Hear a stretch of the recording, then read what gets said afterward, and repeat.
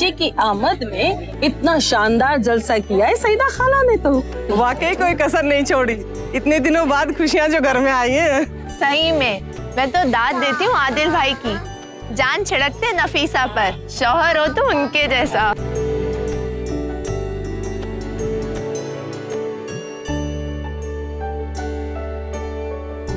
बहुत खूबसूरत लग रही हैं आप।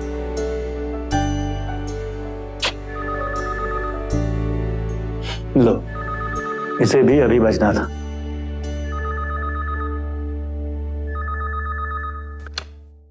हेलो, अभी जी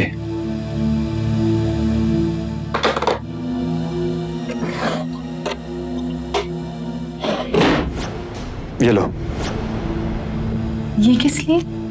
ले लो, जरूरी।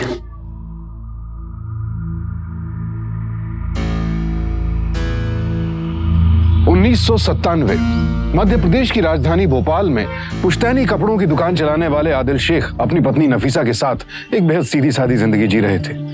उनकी 8 साल की शादी में बच्चे की कमी भी अब दवा और दुआओं के सहारे पूरी होने जा रही थी। नफीसा का 7वां महीना चल रहा था और घर में गोद भराई के जश्न का माहौल था।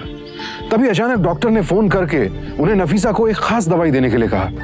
सुनकर उन्हें थोड़ी हैरानी तो हुई, लेकिन खुशियों के माहौल ने उन्हें ज्यादा सोचने का वक्त नहीं दिया और वो भी मेहमानों के साथ जश्न में शरीक होने चले गए।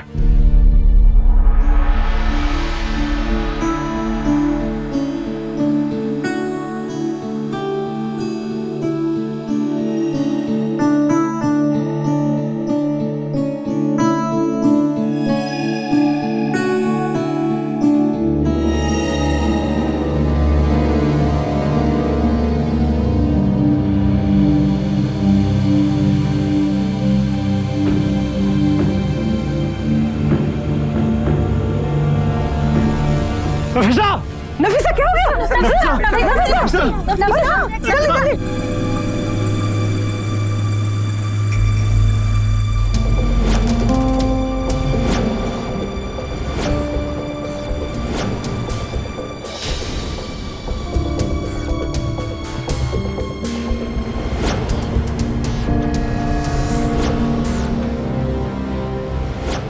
हालत बहुत नाजुक है, ऑपरेशन करना पड़ेगा।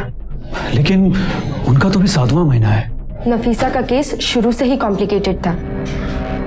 देखिए, आप लोग घबराइए मत, सब कुछ ठीक हो जाएगा। लेकिन इस वक्त मैं एक भी सेकंड बर्बाद नहीं कर सकती, ऑपरेशन करना ही पड़ेगा। बच्चे को तो कुछ नहीं होगा ना? अगर कल सुबह तक ऑपरेशन नहीं हुआ तो दोनों की जान को खतरा हो सकता है। बीबी कुछ भी करो, बच्चे को बचा लो। देखिए, अब इंतजार मत कीजिए, अब बस ऑपरेशन की तैयारी कीजिए। खर्चा काफी आएगा, करीबन 1.5 लाख रुपए। आप काउंटर पर पैसे जमा करवा दीजिए, मैं बाकी की तैयारी शुरू करती हूँ।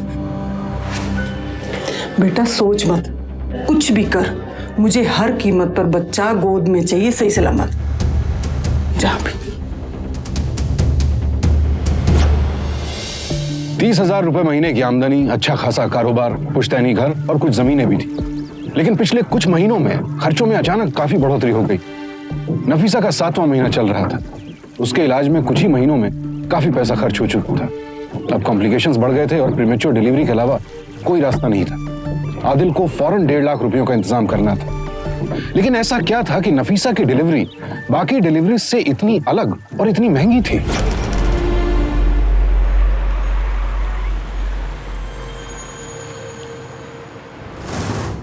ऑपरेशन करना ही पड़ेगा, खर्चा काफी आएगा, करीबन 1.5 लाख रुपए।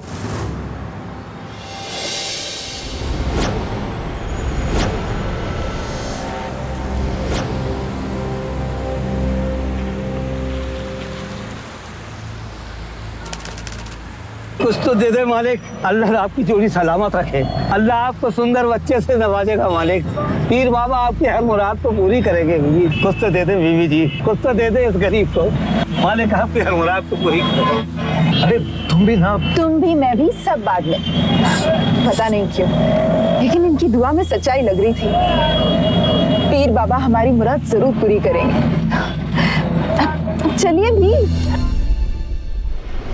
ये देखो भी, ये निखत फिर से पेट से है।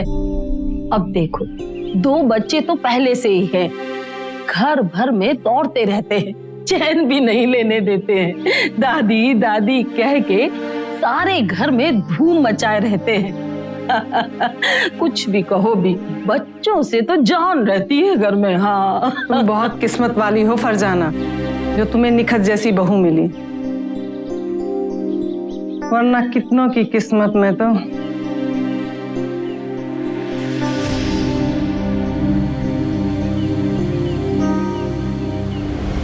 अम्मी के ताने और रिश्तेदारों की तरकीबें नफीसा के लिए रोजमर्रा की बात हो गई थी। नफीसा को बच्चा ना हो पाना इन सब की नजरों में मानो कोई जुर्म था। भारत में कई महिलाएं नफीसा की तरह ऐसे पारिवारिक दबाव और तनाव से गुजरती हैं। इससे उन्हें कई शारीरिक और मानसिक बीमारियां भी हो जाती हैं। बच्चा ना हो पाना या परिवार को वारिस ना दे पाना औरत की ही किसी कमजोरी की वजह से हो, ऐसा नहीं है। और इसके लिए अपनी पत्नी या बहू पर लांछन लगाना या उसे कोसना protection of women against domestic violence act 2005 के तहत नॉन फिजिकल हैरेसमेंट माना जाता है और स्त्रियां इसके खिलाफ पुलिस में कंप्लेंट या कोर्ट में केस दायर कर सकती हैं। हर पति और परिवार का फर्ज है कि वो ऐसे में महिलाओं को कोसने के बजाय उनका साथ दें और उनके दर्द को समझें। नफीसा इस मामले में खुशनसीब थी। जहां अम्मी के ताने उसे रुआंसा कर जाते थे, वहीं आदिल का साथ उसका हौसला बढ़ा देता था।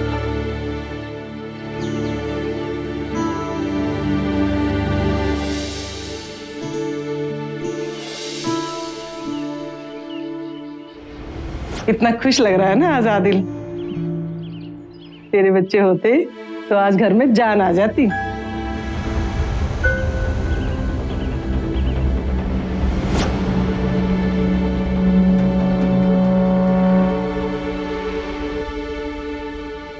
सबके घरों में दर्जनों बार बच्चे पैदा हो रहे हैं। एक मेरा ही घर है जिसमें शमशान घर जैसा सन्नाटा छाया हुआ है।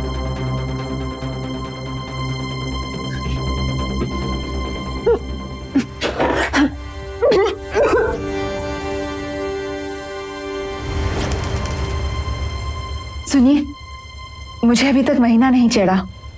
तो 4 दिन पहले ही हो जाना चाहिए था, लेकिन नहीं हुआ। मुझे अपना चेकअप करवाना है। देखो नफीसा, अभी 4 दिन ही तो है, ये वह भी तो हो सकता है। इससे पहले भी कितनी बार हुआ है। अरे कुछ दिन रुको, अगर फिर भी नहीं हुआ तो डॉक्टर के पास चल पड़ेंगे ना। नहीं, ये मेरा वहम नहीं है। मैं जो महसूस कर सकती हूँ वो आप नहीं कर सकते। मुझे पूरा यकीन है। आप प्लीज मुझे डॉक्टर के पास ले चलिए। ठीक है। अरे इसमें मायूस होने की क्या बात है? अभी नहीं हुआ तो बाद में हो जाएगा। तुम खामखा परेशान होते हो। आदिल, क्या अम्मी सही कहती हैं कि मुझे मान लेना चाहिए कि हमारी कोई औलाद नहीं होगी? अब अम्मी क्या कहती हैं क्या नहीं, ये मुझे नहीं पता। मुझे तो बस इतना पता है कि मेरा मन अभी गर्मा गर्म जलेबी खाने के लिए कर रहा है। देखो, तुम्हारे लिए खास जलेबी लेके आया हूं मैं।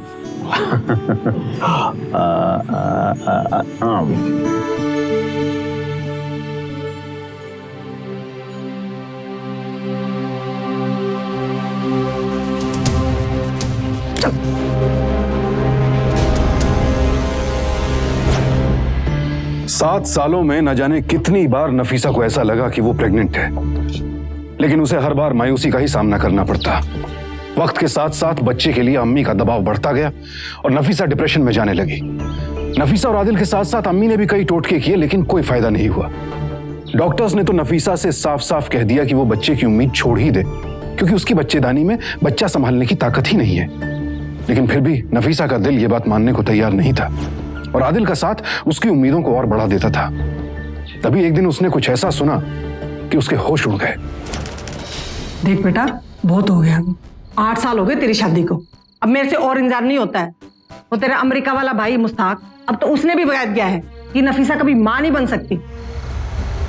वो बांझ है।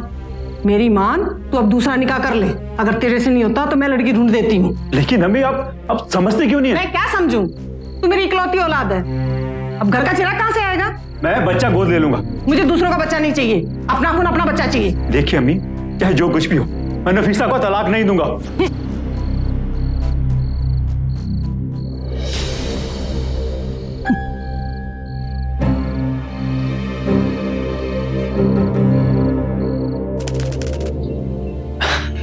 अरे अम्मी, अब्बू, अस्सलाम वालेकुम। वालेकुम। कैसे हैं आप लोग?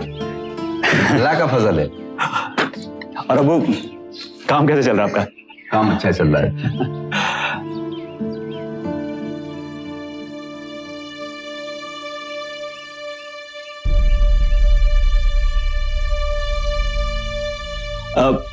और सफीना भी कैसी हैं आप? भाई आप तो भाईजान को भूल ही गई हैं, इतने बुरे भी नहीं हैं हम। अरे ये शर्मा क्यों रही है, क्या हुआ ऐसे? अरे टीकी शर्मा रही है, इसकी शादी की बात जो चल रही थी अभी। हाँ हाँ, तो ये तो अच्छी बात है ना। किससे? तुमसे और किससे?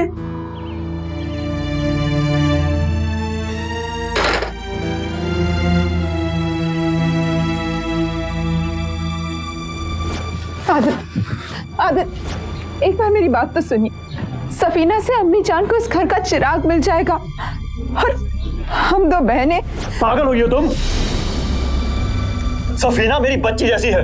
अरे उसकी उम्र ही कितनी थी जब हमारी शादी हुई थी, और तुम उससे हमारा निकाह कराने चली हो।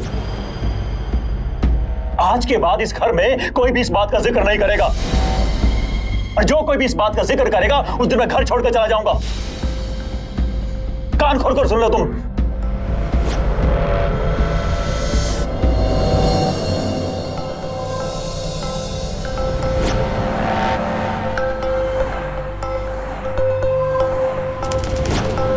नफीसा,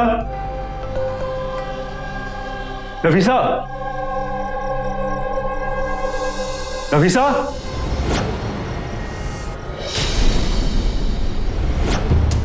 नफीसा, नफीसा, अरे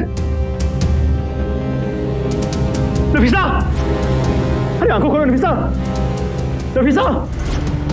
डोमेस्टिक वायलेंस पर की गई एक रिसर्च के अनुसार भारत में जितनी महिलाएं आत्महत्या करती हैं उनमें 64% केसेस डोमेस्टिक वायलेंस और मेंटल हैरेसमेंट की वजह से होते हैं। नफीसा भी इन्हीं औरतों में से एक थी। ये तो खुदा का रहम था कि आदिल ने उसे वक्त रहते बचा लिया। जिंदगी तो बच गई लेकिन खुशियां खो गई थी।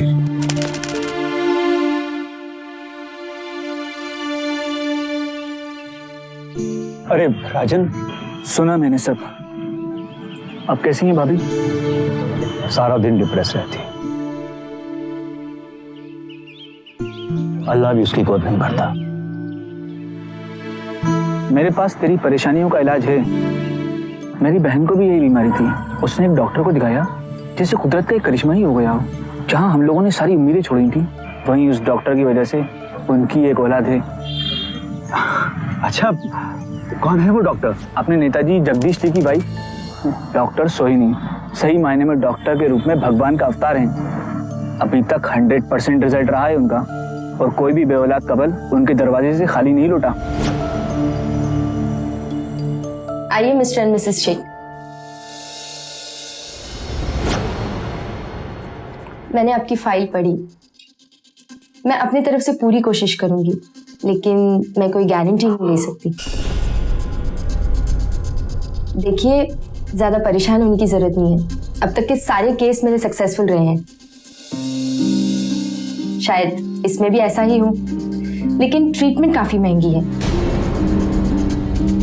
इसलिए आप चाहे तो एक बार दोबारा सोच सकते हैं। हाँ जी, आप पैसों की बिल्कुल चिंता मत कीजिए, जैसे भी होगा मैं सब कुछ अरेंज कर दूंगा। ठीक है, मैं कुछ दवाइयाँ लिख देती हूँ, आप आज से शुरू कर दीजिए। जी। और एक बात याद रखना, मेरे इलाज के बारे में आप ना तो किसी से शेयर करेंगे कुछ, और ना ही किसी दूसरे डॉक्टर के पास जाएंगे। बोलिए, मंजूर है? जी ठीक है। आदिल और नफीसा के लिए डॉक्टर सोहिनी उम्मीद की किरण लेकर आई थी। आदिल नफीसा की खुशी के लिए कुछ भी करने को तैयार था। शायद इसीलिए उन दोनों ने डॉक्टर सोहिनी से यह भी नहीं पूछा कि वो उन्हें किसी और डॉक्टर को दिखाने के लिए क्यों मना कर रही हैं, जबकि ऐसा कोई डॉक्टर नहीं कहता है। उनकी खुशी उनकी सावधानी के आड़े आ गई। लेकिन यह सही नहीं है, क्योंकि किसी भी इलाज और किसी भी बीमारी के लिए सेकंड ओपिनियन लेना आपका हक है।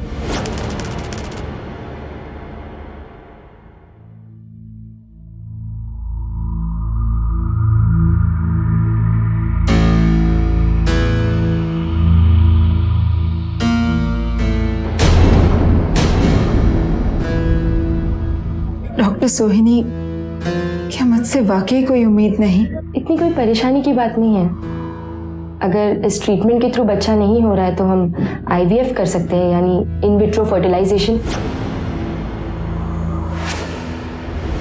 IVF यानी इन विट्रो फर्टिलाइजेशन एक ऐसा ट्रीटमेंट है जिसमें पहले आदमी और औरत के बीज को एक टेस्ट ट्यूब में मिलाया जाता है और फिर भ्रूण को औरत के गर्भाशय में स्थापित किया जाता है। भारत में तकरीबन 500 IVF क्लिनिक्स हैं, जिनमें से सिर्फ 200 रजिस्टर्ड हैं। अनरजिस्टर्ड सेंटर्स से IVF ट्रीटमेंट कराना दंपतियों के लिए खतरनाक हो सकता है। एक रिपोर्ट के अनुसार सन 2010 में भारत में 35,000 विवाहित जोड़ों ने बच्चा पैदा करने के लिए IVF ट्रीटमेंट का सहारा लिया। ये ट्रीटमेंट उन महिलाओं के लिए है जो प्राकृतिक रूप से गर्भ धारण नहीं कर पाती। डॉक्टर सोहिनी ने भी नफीसा के लिए इसी IVF ट्रीटमेंट का सजेशन दिया। कहीं और से तो चेकअप नहीं करवाया आपने? जी नहीं। क्यों, कोई परेशानी?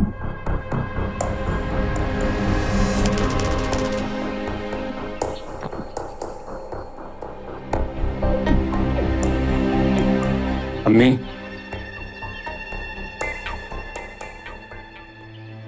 अम्मी मुबारक हो, आपकी मुराद 8 साल के बाद पूरी होने वाली है। अरे ज्यादा मत सोचिए, लीजिए मुंह मीठा कीजिए, अब जल्द ही दादी बनने वाली हैं।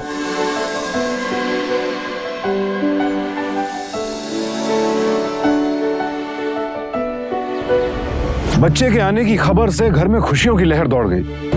जो सास कल तक ताने देती थी, आज उसी की आंखों का तारा बन गई थी नफीसा। खुद नफीसा और आदिल भी फूले नहीं समा रहे थे।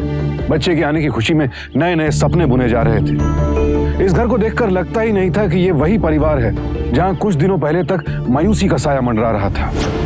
अरे तू फिर आ गई रसोई में? मना किया था ना मैंने तेरे को। अम्मी, मैं लेटे लेटे थक गई हूँ, थोड़ा काम करूंगी तो अच्छा लगेगा। तू आराम कर। नहीं नहीं, मैं कुछ नहीं सुनूंगी, मैं एक बात नहीं सुनने वाली अब तेरी।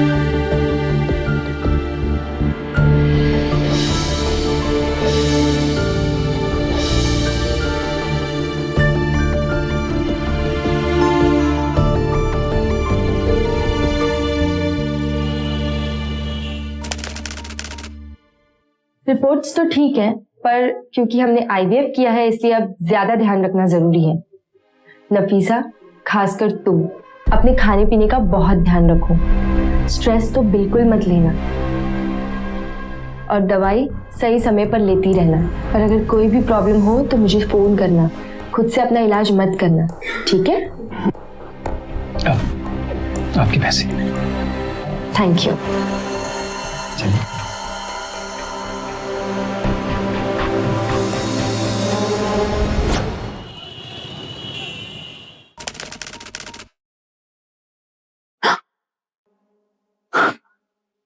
देखो देखो, आपके बच्चे ने लात मारी। अच्छा।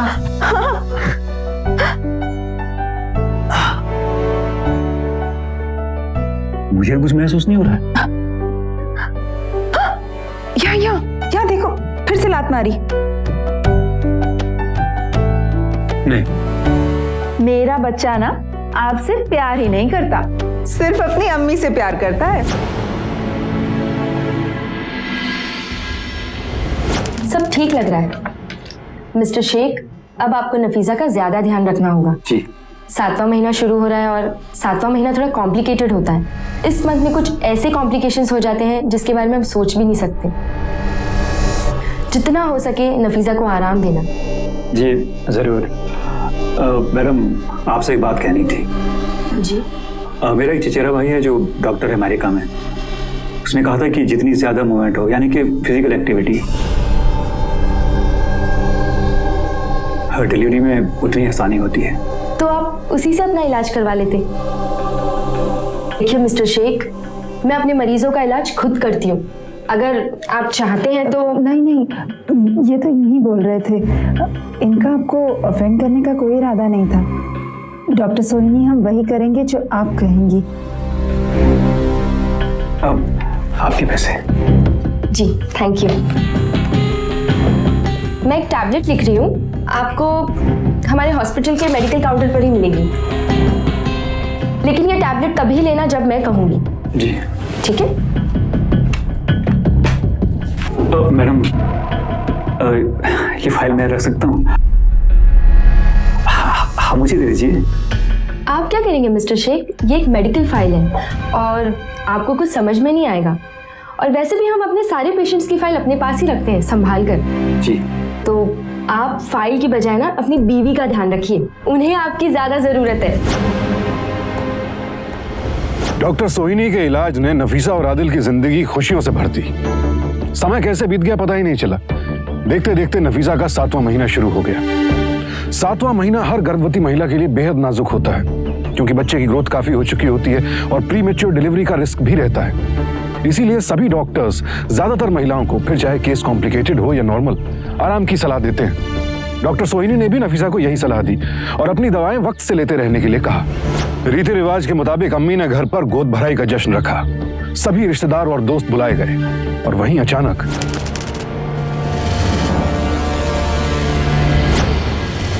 नफीसा!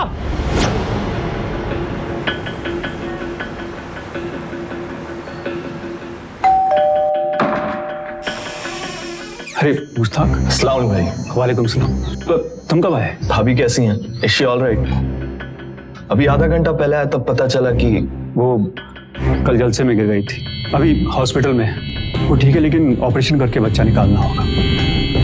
इलाज के लिए पैसे कम पड़ रहे थे तो मैंने अपनी दुकान बेच दी, बस उसी के कागज लेने आया था। भाई आप कहें तो मैं कुछ पैसों का अरेंजमेंट कर दूं? नहीं शुक्रिया, तुम्हारी भाभी के इलाज में बहुत ज्यादा खर्चा हो रहा था, तो वो शाहजहां वाली दुकान थी ना, हाँ, बस वही बेचनी पड़ी। कि भाभी का आईवीएफ अच्छे से हो गया। अल्लाह का लाख लाख शुक्र है। मुश्ताक भाई, इंडिया के डॉक्टर्स भी बहुत ज्यादा एडवांस हो गए, यूएस जाने वाले एडवांस नहीं होते। हाँ हाँ भाई, यहाँ दवा से ज्यादा दुआ की जरूरत होती है, और अल्लाह के रहमो करम के आगे किसकी चलने वाली। खैर चलिए, मैं भी आपके साथ चलता हूँ। अरे तुम तो हैदराबाद जाने वाले थे ना किसी कॉन्फ्रेंस के लिए? हाँ, तो पहले भाभी से तो मिल लूं। अरे फॉर्मेलिटीज की कोई जरूरत नहीं, तुम कॉन्फ्रेंस निपटा के आओ, उसके तो वैसे भी 3 महीने यहीं पे रहना है, ठीक है? मैं अभी जल्दी में हूँ, चलता हूँ, वहां पहुंच के फोन मत करना। जी ठीक, खुदा हाफिज। अल्लाह हाफिज।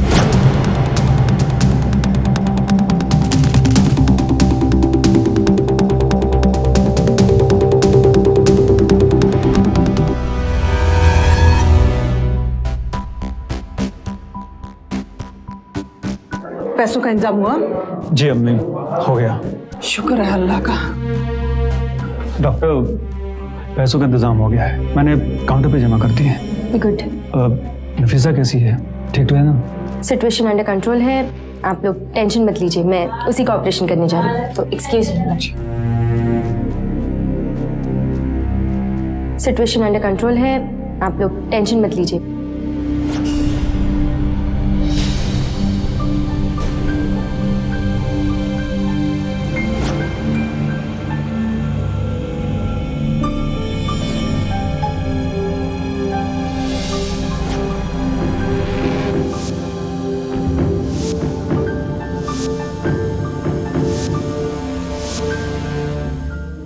लड़की हुई है। हे परवरदिगार आलम, तेरा लाख लाख शुक्र है। नफीसा और बेटी दोनों ठीक है, क्योंकि 7वें महीने में डिलीवरी हुई है, इसलिए बच्ची को इंक्यूबेटर में रखा है। बस 1-2 दिन की बात है, उसके बाद आप डिस्चार्ज ले सकते हैं।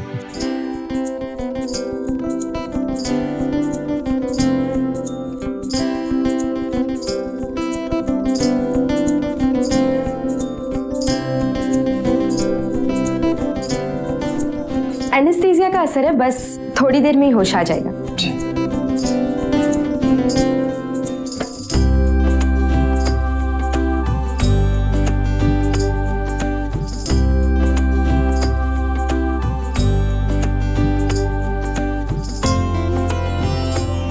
मुबारक हो अब्बू जान। आपको भी मुबारक हो अम्मी जान।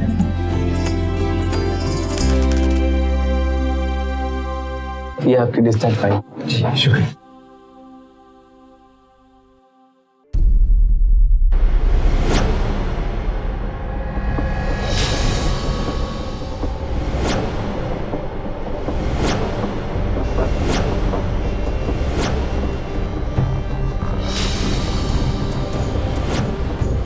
अभी सारी रिपोर्ट्स मिल गई, हमारी छोटी बिटिया का घर में सब बेसब्री से इंतजार कर रहे हैं। चलिए वैसे भी हमारी रानी बिटिया का इतनी ठंड में बाहर है ना, ठीक नहीं है।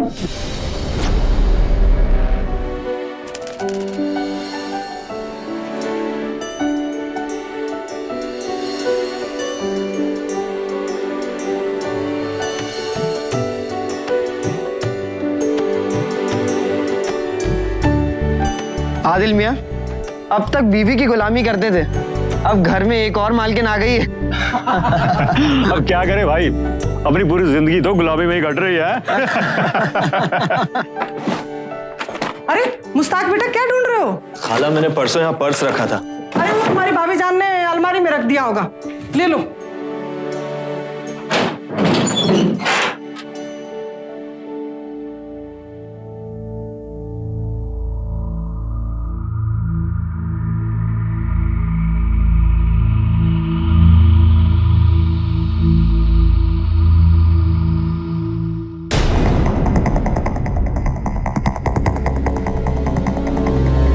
मुश्ताक भाई, इंडिया के डॉक्टर्स भी बहुत ज़्यादा एडवांस हो गए हैं। यूएस जाने वाले एडवांस नहीं होते।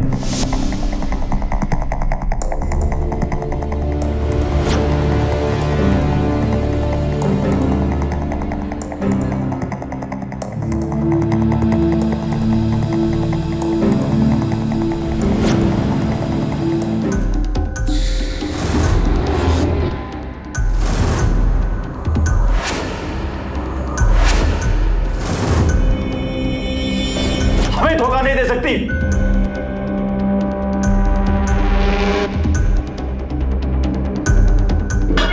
देखिए, अब जो कोई भी हो, मैं आपको नहीं छोड़ूंगा। आपने हमें धोखा दिया है।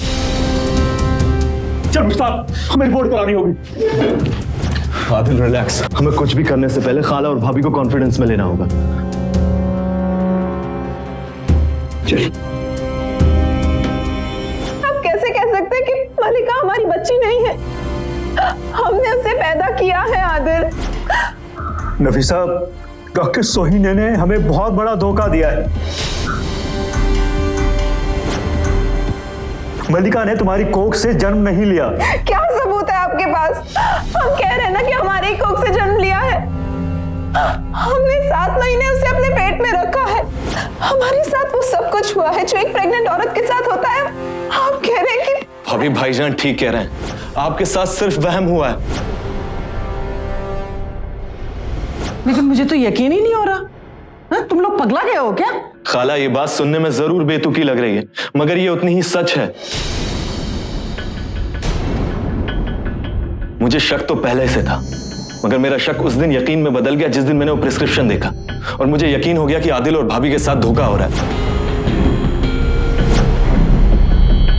भाभी जान, मेडिकली आप ना प्रेग्नेंट थी, ना ही आप प्रेग्नेंट हो सकती हैं।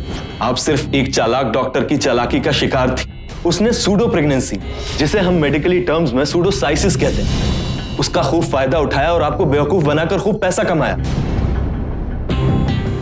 लेकिन ये वहम कैसे हो सकता है? वहम की कोई दवा नहीं होती खाला, मगर वहम को बढ़ाने की दवा होती है, और वही दवा डॉक्टर सोहिनी ने आदिल और भाभी जान को दी।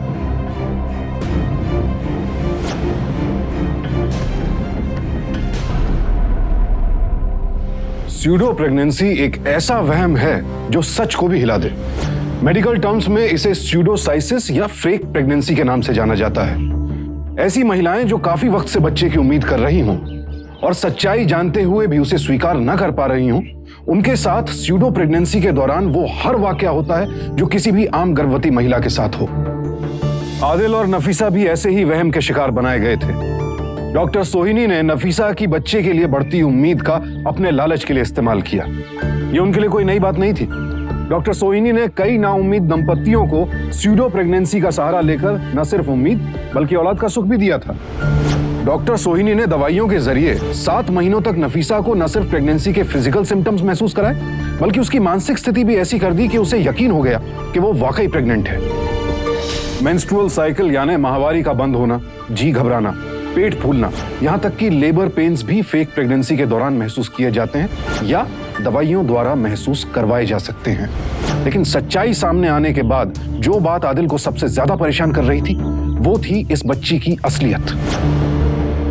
आदिल और नफीसा ने फिर से मेडिकल टेस्ट कराए, जिनसे यह साबित हो गया कि नफीसा कभी भी प्रेग्नेंट नहीं थी और ना ही कभी हो सकती थी, क्योंकि उसकी बच्चेदानी सूख चुकी थी। तो फिर इस बच्ची की असली मां कौन थी? क्योंकि डीएनए रिपोर्ट से यह तो साबित हो गया था कि इस बच्ची का पिता आदिल ही था।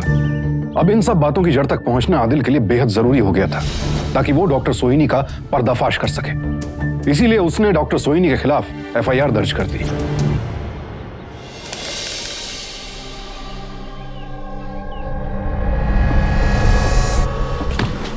तेरी को बड़ी पंचायत सूझ रही है?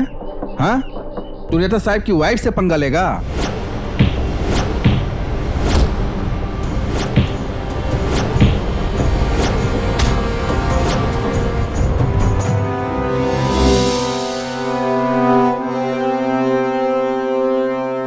चाहे जो कुछ भी हो, मैं उन्हें छोड़ूंगा नहीं। अदालत आदिल शेख को अगले महीने की 21 तारीख तक का वक्त देती है ताकि वो डॉक्टर सोहनी के खिलाफ पुख्ता सबूत इकट्ठा कर सके। नहीं तो अदालत डॉक्टर सोहनी को बेगुनाह मानते हुए केस को खारिज कर देगी। इस केस को लेकर आदिल बेहद परेशान रहने लगा।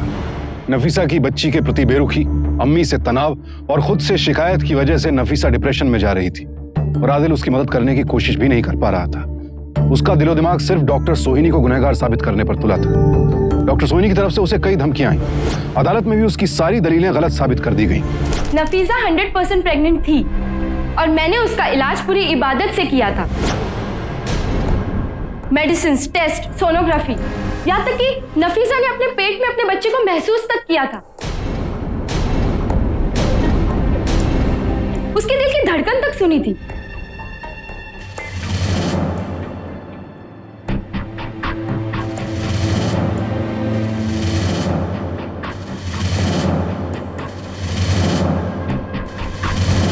वक्त गुजरता गया, तारीख पर तारीख डलती गई और केस कहीं नहीं पहुंचा। अब आदिल के पास 21 अक्टूबर 1998 वो आखिरी तारीख थी जब वो डॉक्टर सोहिनी का पर्दाफाश कर सकता था।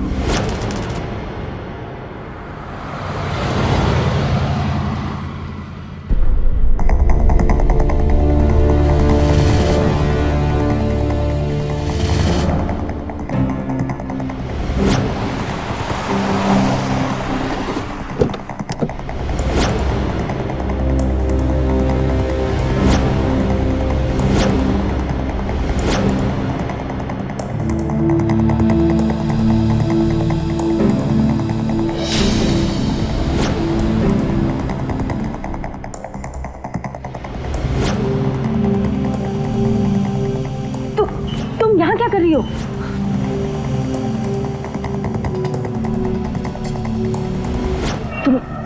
तुम वापस कब आई? मैंने तुमसे कहा था ना, जब तक ये केस रफा दफा नहीं होता तुम अपने गांव में ही रहना। डॉक्टर दीदी, माँ की तबीयत बहुत खराब है और डॉक्टर ने कहा है कि उनका इलाज केवल शहर में ही हो सकता है। लेकिन तुम यहाँ क्या कर रही हो? माँ के इलाज के लिए मेरे पास पैसे नहीं है और आपने जो पैसे दिए थे वो सारे खत्म हो गए। आपसे मदद मांगने आई हूँ। देखो, तुम्हारे जितने पैसे बनते हैं उससे ज्यादा ही मैंने तुम्हें दिए हैं। अब मैं तुम्हारी कोई मदद नहीं कर सकती। डॉक्टर दीदी, काम के बदले पैसे चाहिए, बिना काम के नहीं। आप मुझे बता दीजिए, अगर फिर से किसी का बच्चा जन्ना है तो मैं तैयार हूँ। ठीक है, थोड़े दिन रुक जा, एक बार ये केस खत्म हो जाए, उसके बाद तुझे बुलाती हूँ। लेकिन याद रखना, तब तक किसी को कानो कान खबर नहीं होनी चाहिए, सुना? चल अब जा।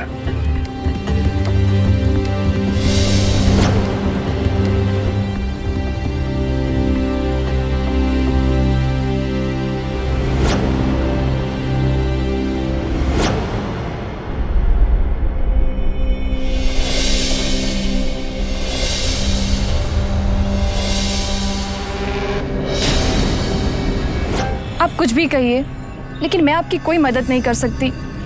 पैसों के लिए भी नहीं?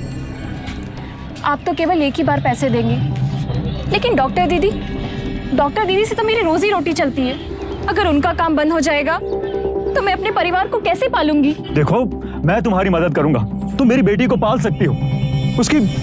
उसकी बहन बनकर? नहीं आदिल मियाँ, ये मुझसे नहीं होगा। आप कुछ भी कहिए, लेकिन 7 महीने मैंने उसे अपनी कोख में पाला है। आपकी बेगम के साथ उसे देख मैंने कैसे अपने आप को संभाला है, ये केवल मैं ही जानती हूँ। आखिर मेरी भी तो वो पहली औलाद है। नहीं आदिल मियाँ, ये मुझसे नहीं होगा। तो ठीक है, ना तुमसे कुछ होगा ना नफीसा से कुछ होगा। मैं भी क्यों से पालूं? एक काम करता हूँ, उसे अनाथ आश्रम में डाल देता हूँ। वहां भी क्यों, उसे मार ही डालता हूँ। कम से कम उसकी जिंदगी सवालों में तो नहीं गुजरेगी। मैं भी क्यों से पालूं? एक काम करता हूँ, उसे अनाथ आश्रम में डाल देता हूँ। वहां भी क्यों, उसे मार ही डालता हूँ।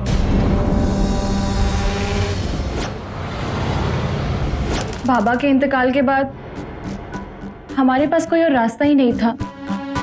बीमार माँ और 2 छोटी बहनों का सिर्फ मैं ही सहारा हूँ। मीरा सुकुमारी 17 साल की बिन ब्याही मां डॉक्टर सोहिनी शर्मा के झांसे में आ गई।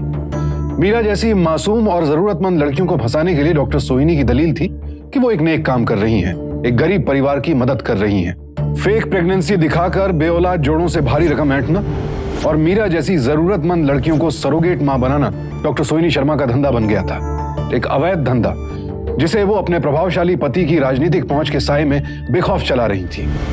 इसलिए जब डॉक्टर सोहिनी ने मुझे बताया कि 25,000 रुपए के बदले तुम अपनी कोक उधार दे देना और समझाया कि एक नेक काम है जिससे तुम बिन औलाद के माँ बाप की मदद कर सकती हो,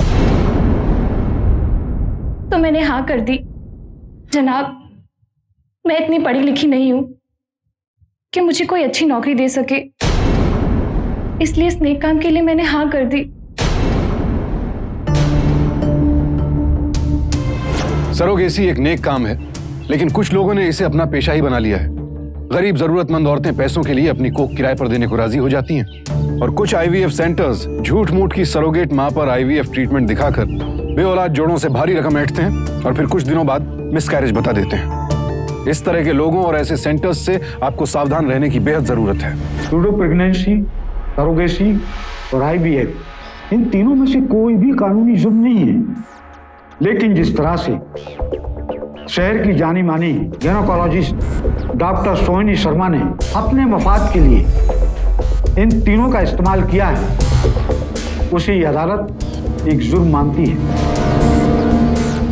आप इसी वक्त से डॉक्टरी की प्रैक्टिस से रद्द की जाती हैं और 5 साल का कारावास आपके लिए दिया जाता है, साथ ही 2,000 रुपया बतौर जुर्माना अदालत में जमा करने का आदेश दिया जाता है। The court is adjourned.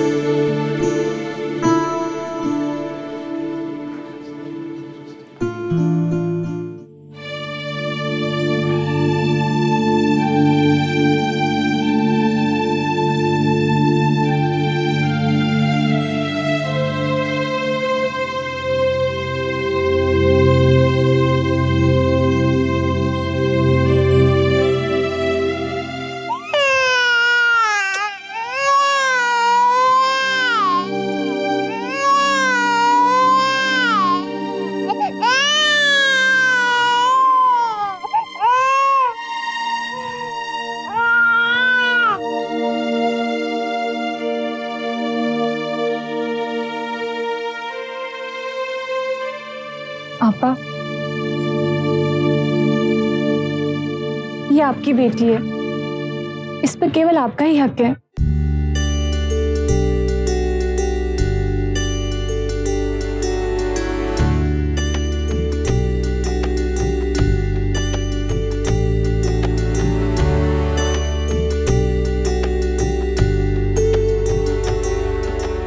इक्कीस अक्टूबर 1998 आदिल और नफीसा के लिए जिंदगी की एक नई शुरुआत थी, लेकिन इनके साथ जो हुआ वो आप में से किसी के भी साथ ना हो, इसके लिए हम आपको सावधान करते हैं उन नकली डॉक्टर्स और सेंटर्स से जो ना तो रजिस्टर्ड होते हैं और ना ही जहां इलाज कराने से पहले कोई उनकी जांच पड़ताल करता है।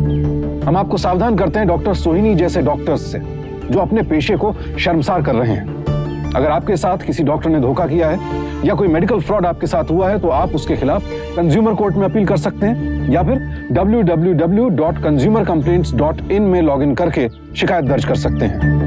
दोस्तों, आज हमारे देश में न जाने कितने अनाथ बच्चे एक अच्छे घर और परिवार के लिए तरस रहे हैं। अगर आप चाहें तो आदिल और नफीसा वाली स्थिति से बच सकते हैं और अडॉप्शन द्वारा न सिर्फ अपनी बल्कि एक और जिंदगी में खुशियां भर सकते हैं। लेकिन सावधान, कोई भी कदम उठाने से पहले अच्छी तरह जांच पड़ताल जरूर कर लें। अब मुझे सुशांत सिंह को इजाजत दीजिए। कल आपसे फिर मुलाकात होगी एक और ऐसी ही सत्य घटना के साथ।